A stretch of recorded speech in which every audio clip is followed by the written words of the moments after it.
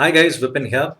Yesterday I made a video on understanding Sensex, and today we'll talk about understanding Nifty 50. Now, the actual name for Nifty is Standard and Poor Nifty. Now, Standard and Poor is a company that is into a variety of services. One of the services that they're into is index design.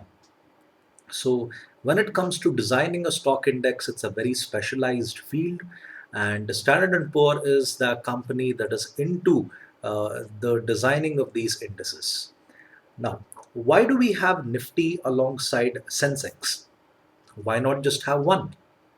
Well, actually, people are not really aware of this, but there are many indices. Now, if you see that screenshot there, which I've given, I have taken it from Bombay Stock Exchange website. There is a lot more, in fact. I just took whatever I could fit on that screen. There are many indices that is there in Bombay Stock Exchange. There are indices exclusively for small cap companies, mid cap companies, and large cap companies. Now, I'll do a different video on that itself, but you can see that the number of indices is not just one or two, it's dozens that is there.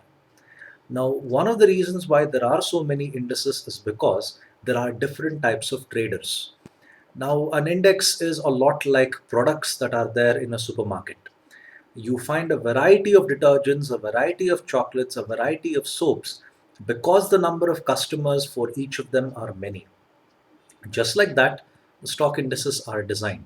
Now, for example, there is a small cap BSE that is meant for people who want to trade small amounts every day. The values of the stocks that are there in small cap companies is quite small. So you could buy about 100 shares and not even spend 10,000 rupees when you do that. So this is how indices are actually designed by considering the type of trader who is involved in buying and selling as well. Now, why have two benchmark indices? You have Sensex, why Nifty as well? Why can't we just be happy and content with Sensex? Now, that's because you have to take into consideration statistics.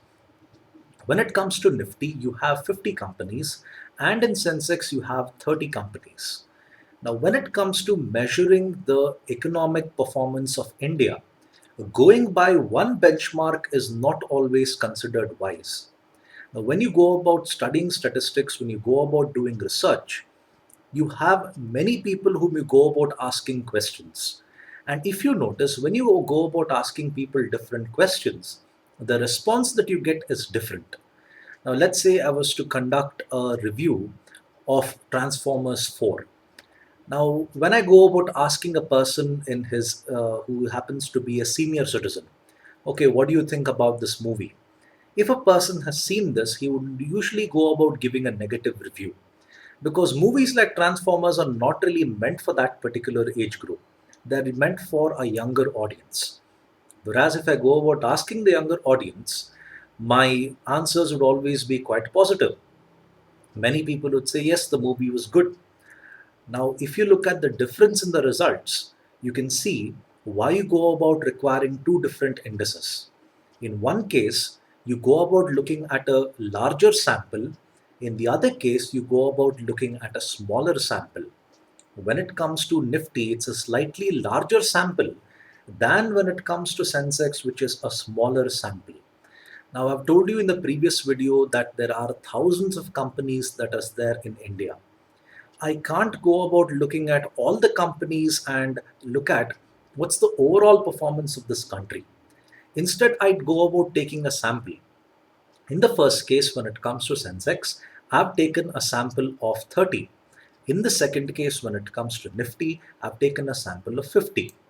Okay, based on that, the results I'm going to get is going to be slightly different, and that can be used to go about measuring the economic performance of India.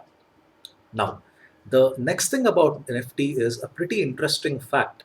The number of trades that happen on Nifty is significantly higher than the number of trades that happens on Bombay Stock Exchange. Now, why is it that many people prefer to trade on National Stock Exchange or Nifty more than the number of people who prefer to trade on Sensex or Bombay Stock Exchange? Now, the reason for that is because Nifty has a more convenient form of trading.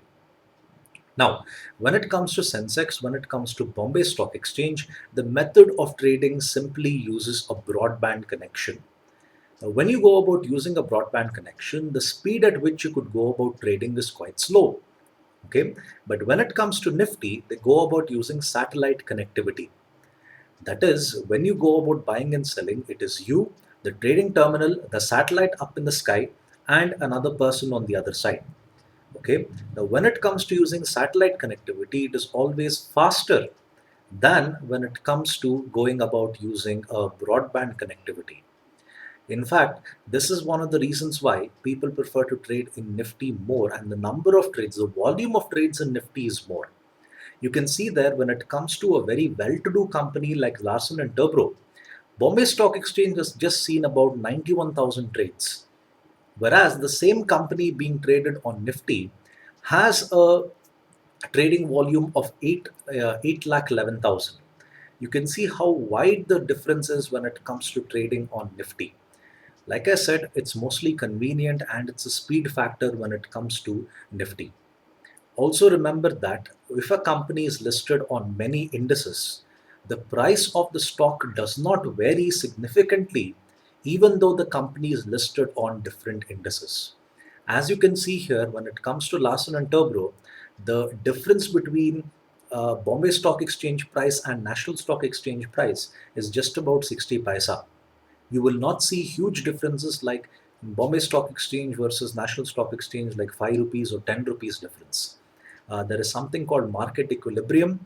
The traders make sure that the prices on both sides are relatively the same. Okay, I hope you understood how Nifty works, and do go about giving a like to this video.